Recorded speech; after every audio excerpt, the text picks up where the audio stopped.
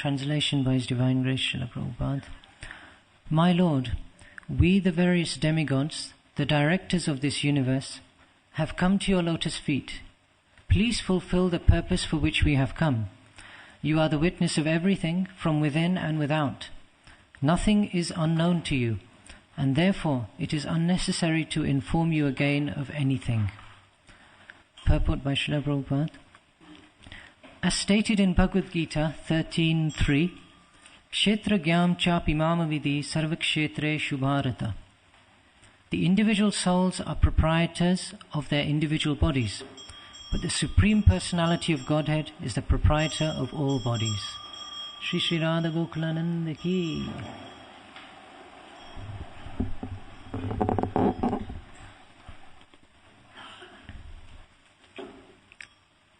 The individual souls are proprietors of their individual bodies, but the Supreme Personality of Godhead is the proprietor of all bodies. Since He is the witness of everyone's body, nothing is unknown to Him. He knows what we need. Our duty, therefore, is to execute devotional service sincerely, under the direction of the spiritual master. Krishna, by His grace, will supply whatever we need in executing our devotional service. In the Krishna consciousness movement, we simply have to execute the order of Krishna and Guru. Then all necessities will be supplied by Krishna, even if we do not ask for them. Srila Prabhupada Ki.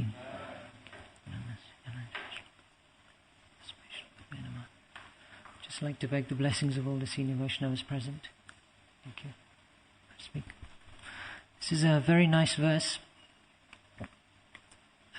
Coming at the start of a great adventure which is about to happen, the churning of the ocean to produce nectar, as advised by the Supreme Lord Himself. In this verse, the demigods have been praying for some time to the Supreme Lord. They have come to the edge of the milk ocean, and they're petitioning the Lord to intervene. And as usual, between the demons and the demigods, there is a constant struggle. So on this occasion, the demigods, as happens quite frequently, they are not on the winning side, and the demons have the upper hand. So they have decided to petition the Lord to come and establish the demigods in their rightful positions as the rulers of the universe again. So this is a very interesting verse, perhaps full of a few contradictions. But it reveals a great deal about the Supreme Lord Sri Krishna. The demigods say that as directors of the universe, they have come to the Lord's lotus feet to beg from Him His assistance. So they've come with a prayer in mind, or a particular desire that they would like the Lord to fulfill. However, in the next sentence they go on to say, please fulfill the purpose for which we have come. As you are the witness of everything, from within and without, nothing is unknown to you.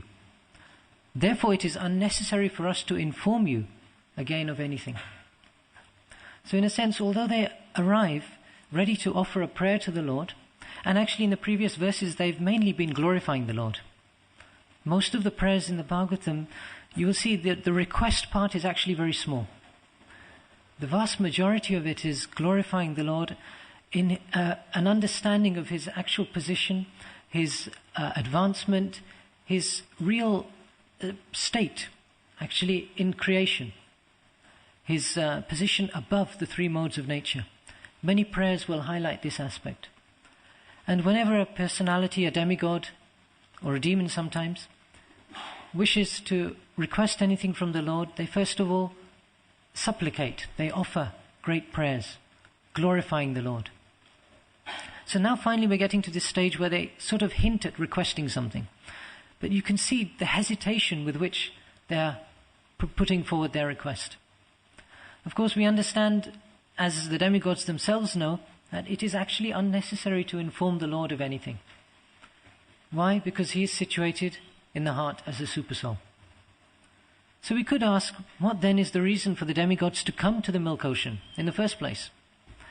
If the Lord already knows everything, and He's aware of everyone's struggles, and He Himself has a plan for who should be in the superior position at any given moment in time, why is the need for one side to petition or promote their particular agenda. Well, this just happens. Sometimes fate is very difficult to understand, and it is very difficult to see the intricacies of the Lord's pastimes, and indeed the intricacies of our own karma. Now, obviously, when we're dealing with devotees, with demons and demigods, we're dealing with exalted persons and very powerful persons.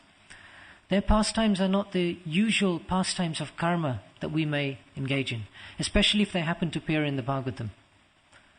No pastimes appear in the Bhagavatam unless they are really ordained by the Lord.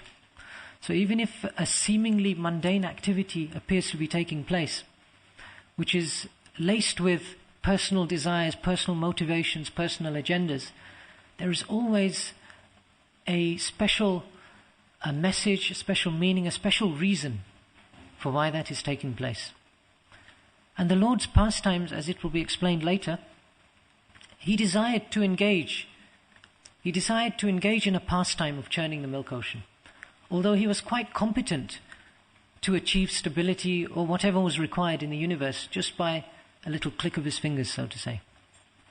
The Lord, as the super soul, permeates everyone's hearts. Right? That is the definition of the super soul. Sarvasya chaham hridi sanivishto matas smritirgyanam upohanam cha. As explained in the Gita, the Lord is seated in everyone's heart, and from Him comes knowledge, remembrance, and forgetfulness. So He actually knows everything that is taking place. Now, the different aspects of the Lord are also worth considering. It is explained in the Bhagavatam that vadanti tat tattva vidas, those who are knowledgeable, those who have understood the truth, not the speculators who will speculate on some aspect of God or some aspect of creation. Tattva vidas, those who are knowledgeable in the absolute truth. Tattvam yaj jnanam advayam. They understand this transcendental knowledge in three different ways. Brahmeti, Paramatmeti, Bhagavan iti shabdyate. It is understood that the Lord manifests in three ways, as Brahman, as Paramatma, and as Bhagavan. So these three are all facets of the Lord. And there are different ways that different devotees in their specific situations of devotional service or practice, they will relate to the Lord. Relating to the Lord in His Brahman effulgence is a very passive situation. There is little scope for activity there. Most of those who identify with the Lord's impersonal feature are generally looking for liberation of some kind of merging, some kind of liberation when they are free from soshati and kankshati. As the Lord explains Himself, sama sarveshu bhuteshu mad bhaktim labhyate param. That's the platform where one is free from hankering, distress, duality, illusion. That is actually quite a pleasurable situation relative to our day-to-day understanding.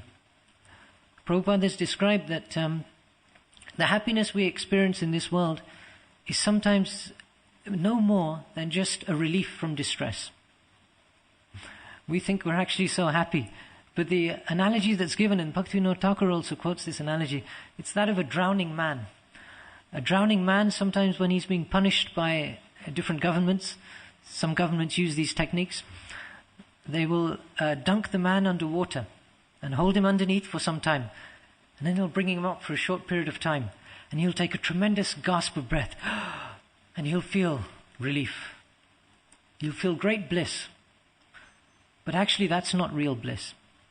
That's simply relief from a very distressful situation before he gets dunked back in again. And at the end of that process, they may interrogate him further. So that's sometimes the situation in this material world.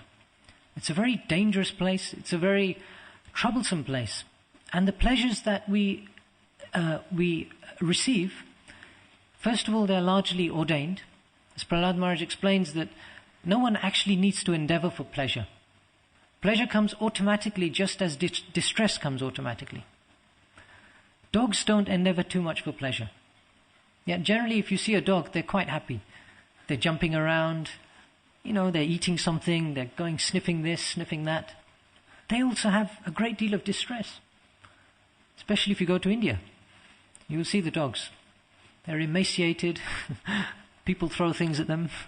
They're fighting amongst themselves.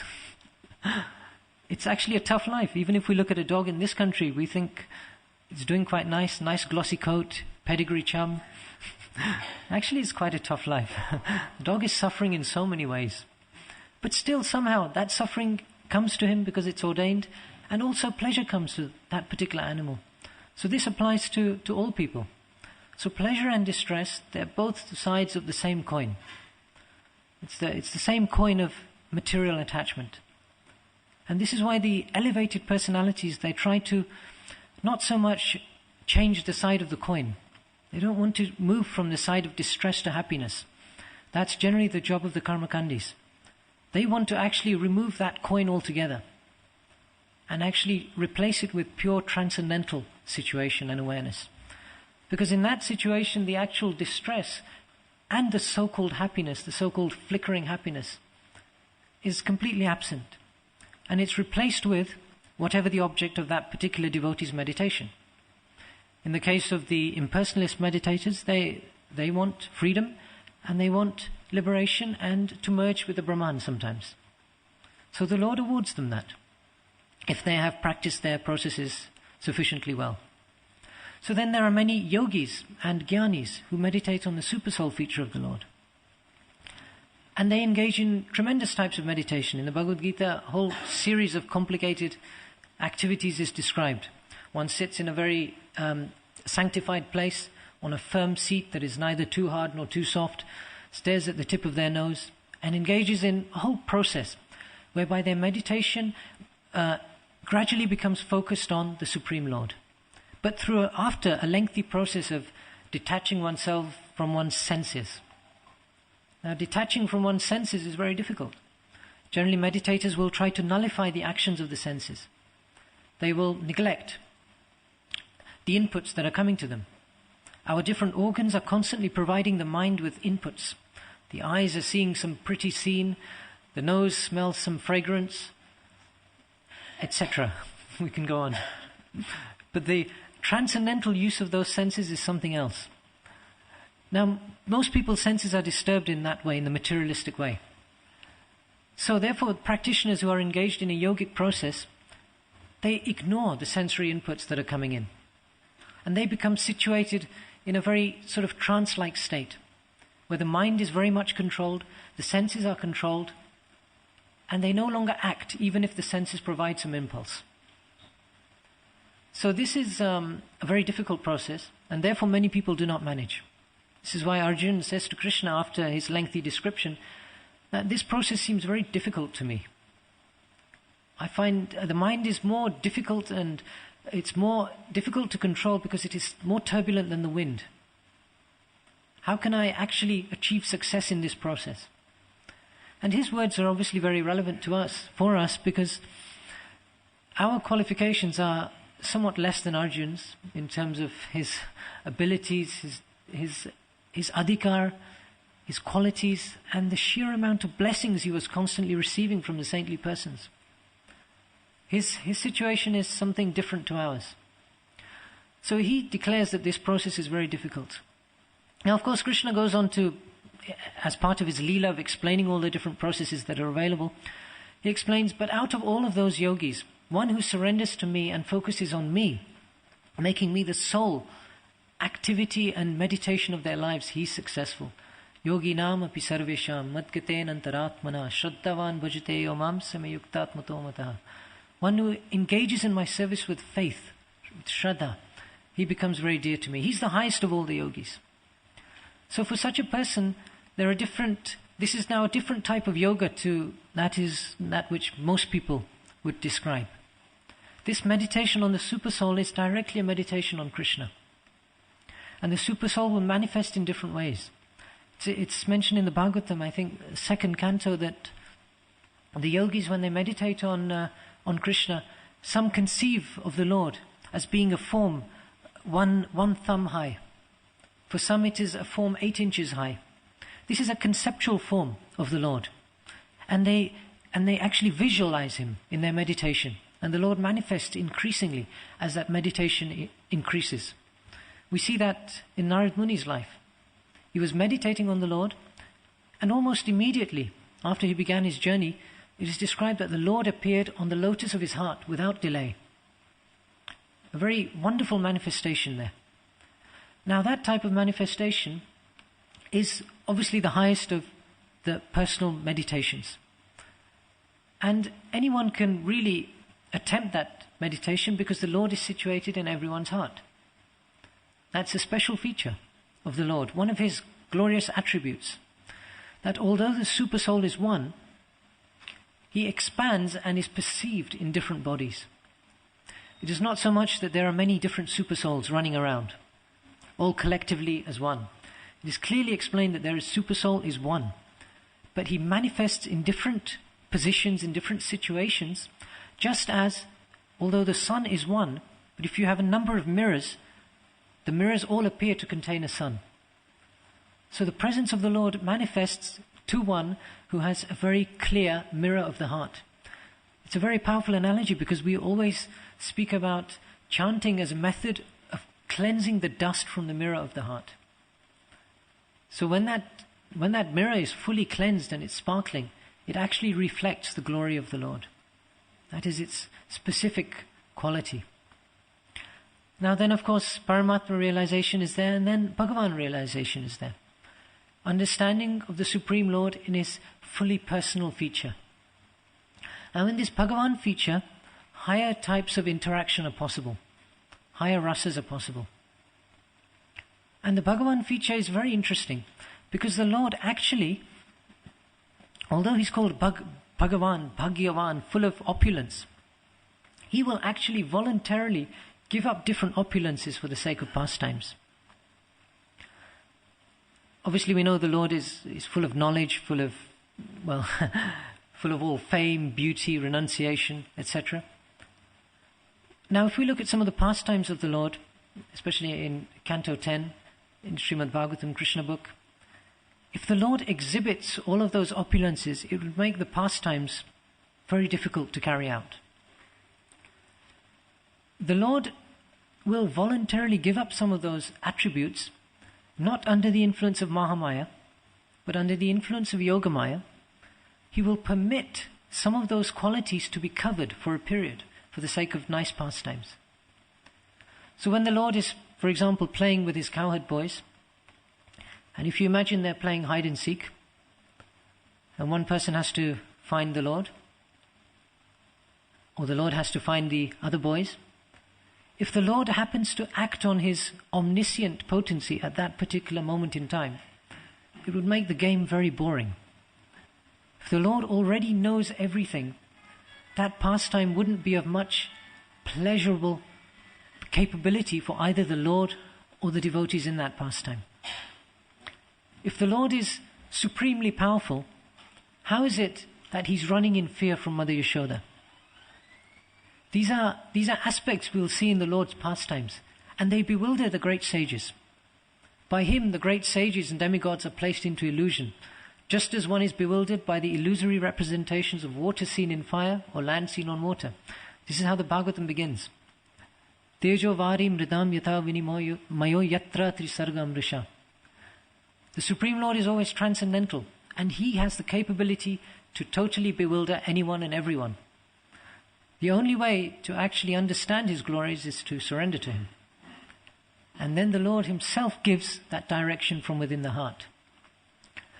So, coming under and entering into the Lord's Yogamaya potency is not a privilege that the Lord gives out willy-nilly.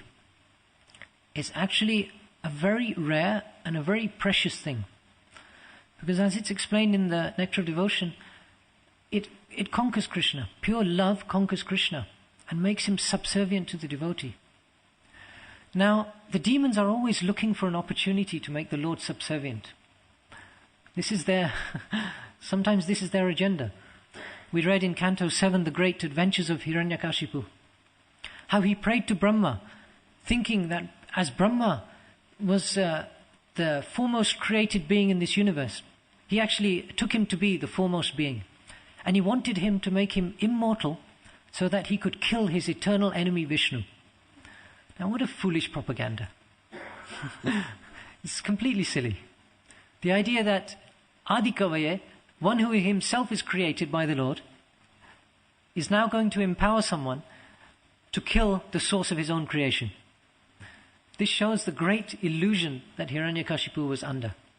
Obviously placed there for the sake of the Lord's pastimes. But still, that illusion comes.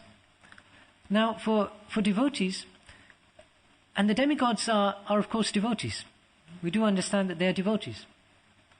Their intentions are not always pure devotional service, as we see from time to time. The exploits of Indra are well known, the exploits of the other demigods. Generally there's a sequence. The demigods, when they fail to achieve something or they're feeling oppressed, they go to Brahma.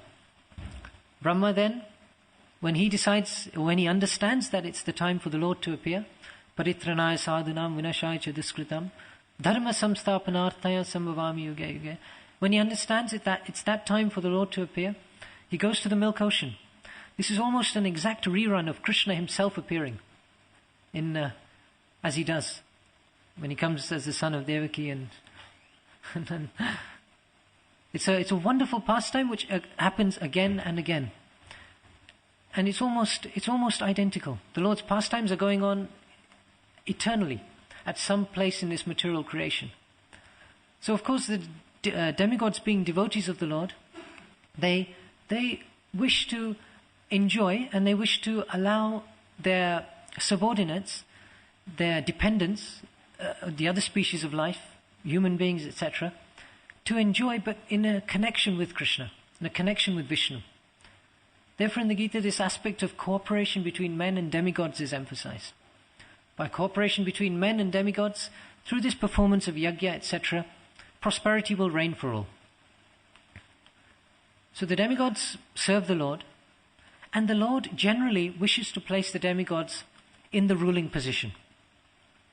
Why? Because it is actually the best situation for law and order and a progression in devotional service for the inhabitants of the universe. Under the superintendence of the demigods, as opposed to the demons, prosperity can happen because people gradually engage in some kind of activity. And there are obviously different gradations of activity. We see directly what happens when the demons are in charge.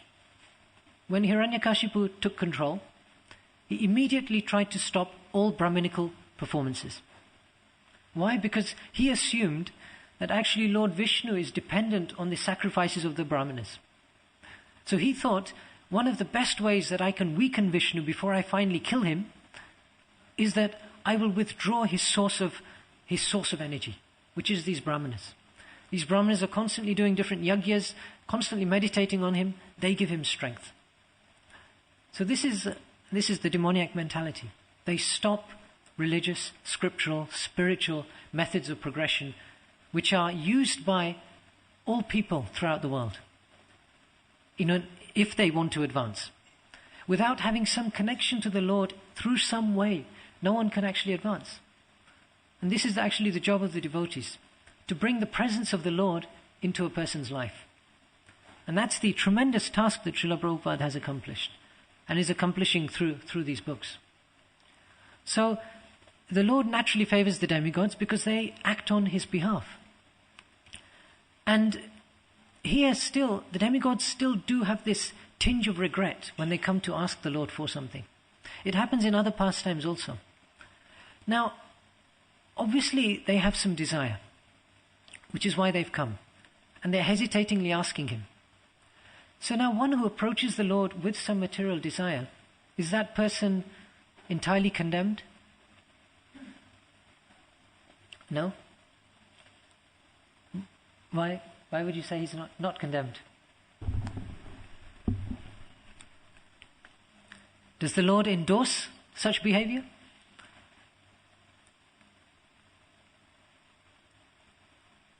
He does in the Gita, right? But he endorses it for certain persons. Chaturvida bhajante mam, janas sukritina arjuna, artha jignasu artha arti jnani cha bharatarshava.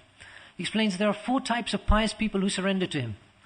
Those who want relief from misery, those who want some wealth, those who are after some kind of knowledge, those who want some kind of spiritual advancement, some connection to the absolute truth.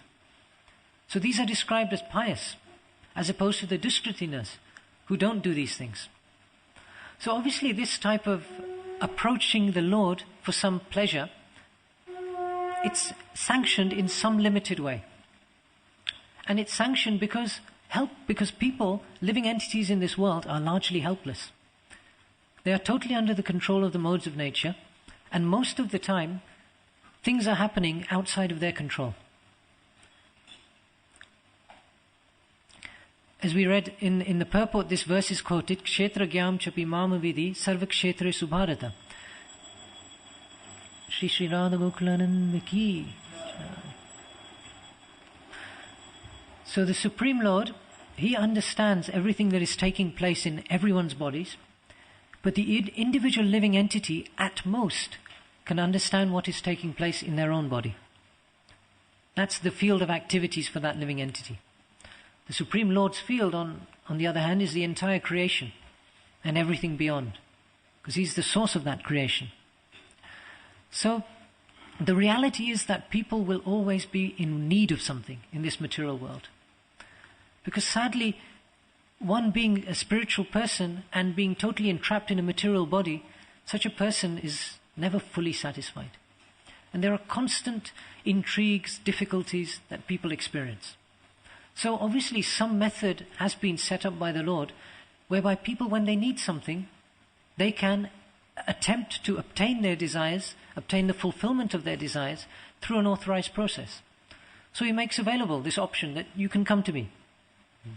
He also explains that surrender to the Lord and approaching the Lord is actually the highest principle, whatever our desires may be. Akama sarva kamova moksha kama udaradi. Akama, whether one has no desires at all, whether one is full of material desires, or whether one has desires for liberation, one should approach the Supreme Lord. Akama sarva kamova moksha kama udaradi. Tivrena bhakti yogena yajeta purusham param. So a person who wishes the fulfillment of their desires, whatever they may be, they should engage in the Lord's service in a very focused and attentive way. Tivrena bhakti yogena. So when a person does this, the Lord will award them whatever they want. Now what the different living entities want, that is a whole realm in itself. Generally the devotees do not desire anything material.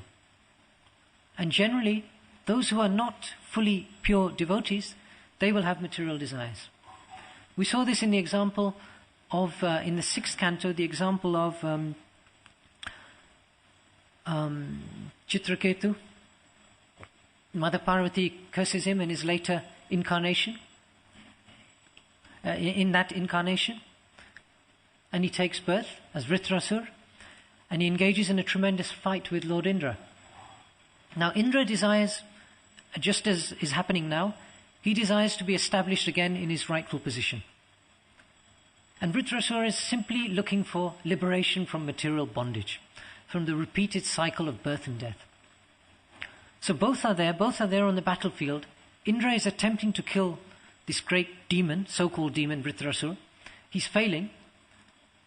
And Vritrasura himself is advising Indra and the demigods how he can be killed.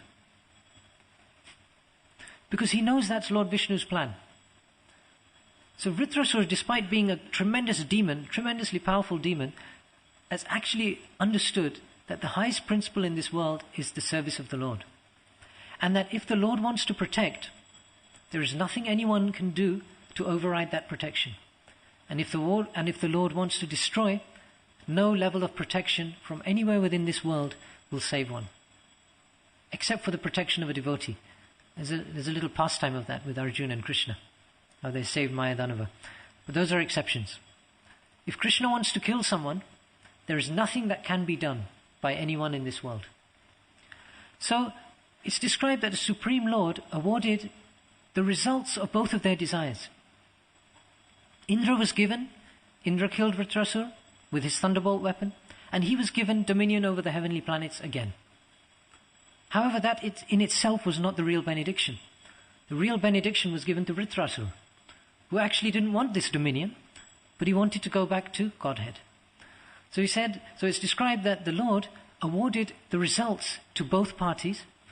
The Indra and the demigods continued to rot in this material world, whereas Vritrasur, although externally vanquished, got the supreme spiritual blissful life. So this is the life that devotees are after. Now the reality is that devotees will still approach the Lord. Devotees, and especially those who are not fully pure devotees, like the demigods. So as this example is there, they approach the Lord, they want that benediction, and the Lord is now going to unleash an entire adventure where he satisfies their desires. Now in this purport, Prabhupada says a number of interesting things, which are specifically meant for us as aspiring pure devotees. Hopefully it's everyone's motivation and aim that we actually want to serve the Lord purely anya abhilashita shunyam, jnana karma dhyanavritha. Hopefully that's our desire, that we want to serve the Lord without any type of material desire, material taint, personal desire, personal wealth, personal ego. That's the goal we're working towards. So for us as practitioners of that, our duty as given by Prabhupada is to execute devotional service sincerely, under the direction of the spiritual master. Krishna, by his grace, will supply whatever we need in executing our devotional service. Now this is very interesting. Krishna will supply whatever we need. Does that always happen to us? If we're honest, do we always feel directly that the Lord supplies everything I need? There are several fortunate people for whom that's the case. And several people who, from their own very honest and practical experience, like myself, sometimes think that the Lord doesn't always supply what I need.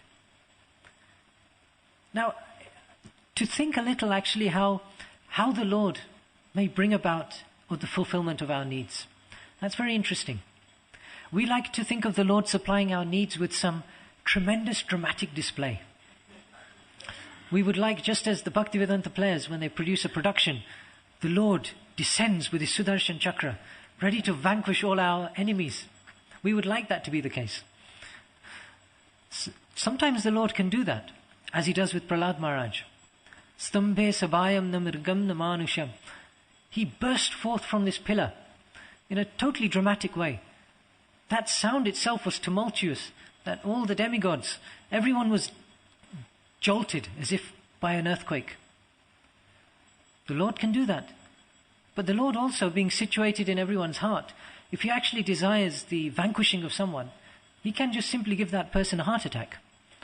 He doesn't actually need to do anything tremendous. Now, on a more practical level, obviously vanquishing a bitter enemy is one thing, but generally that's not such an issue for devotees. Devotees, first of all, try not to create enemies. They are equal to all. Name dvesho stinapriya.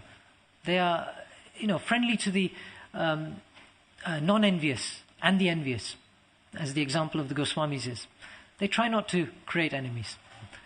So that's not so much of an issue, but sometimes in devotees' lives there are situations which need the input of the Lord. And one nice way we can understand this is that the Lord does say that he provides and sustains his devotees. The Lord does actually desire to help the devotees. He does explain, Ye yatamam prapadyante tam stataiva bhajamyaham. He does explain, as one surrenders to me, I reward them accordingly. So the Lord has already cut himself a specific role, a job description in the life of a devotee. A devotee is not progressing along on his own in this very difficult path. The Lord is there to support and guide, externally as the Guru and internally as the Supreme Lord himself.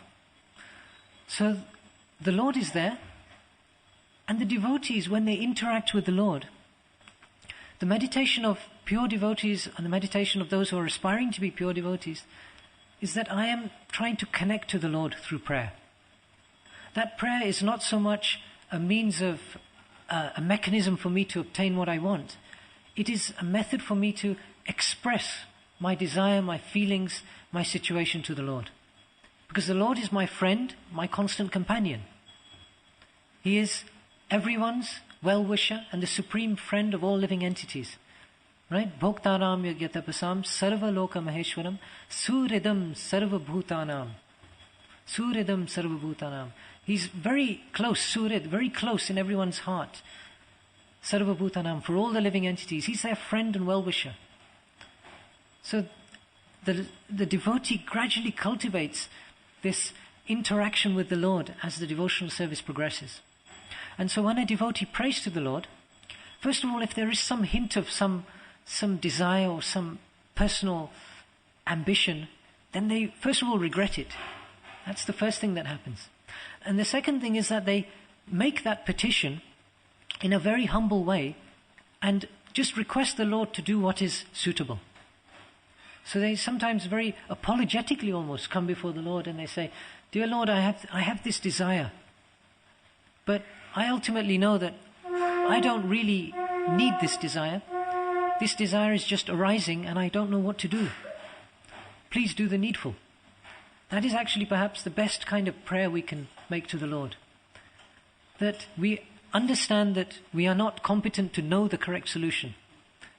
Hiranyakashipu's personal solution to his problems was to kill Vishnu, and in order to do that he wanted to be the most powerful person. Well, his tremendous power became the source of his tremendous destruction. If actually he had simply been satisfied with what he had. Prahlad Maharaj strongly criticizes him at one point, in his wonderful way as a small child would. And he says, from my point of view, there is no point aspiring for anything material. Only foolish persons aspire for something material. Because their senses are uncontrolled, they will never actually be satisfied by material things. One who has not controlled the mind and senses will never be satisfied with any level of material facility, opulence, or whatever. That's the root cause of the problem. So this was a direct expression of Hiranyakashipu's problem.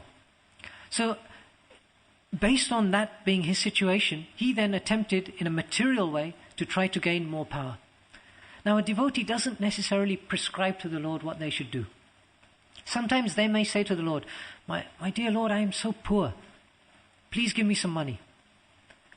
Well, okay, the devotee may be poor, but it actually may not be the best thing for that devotee to get some money. So in producing our prayers or in offering our grievances or, how can you say, dissatisfactions, whatever they may be. Everyone goes through different ups and downs. In offering those to the Lord, the general sort of guideline through these prayers, Dhruva Maharaj, etc., is that we simply present the Lord our problem and we leave the entirety of the solution to Him. The demigods couldn't have conceived that this tremendous Leela involving Vasuki the snake, Mandara mountain, an entire ocean, a whole defense pact between the demons and the devotees. This tremendous adventure was about to happen. They had no idea that this would take place. This is simply an adventure created by the Lord. And what a wonderful adventure. He himself engaged in many wonderful activities throughout this entire Leela. So the Lord can always act in a certain way that actually fulfills our desires well beyond what we think or we can imagine how they may be fulfilled.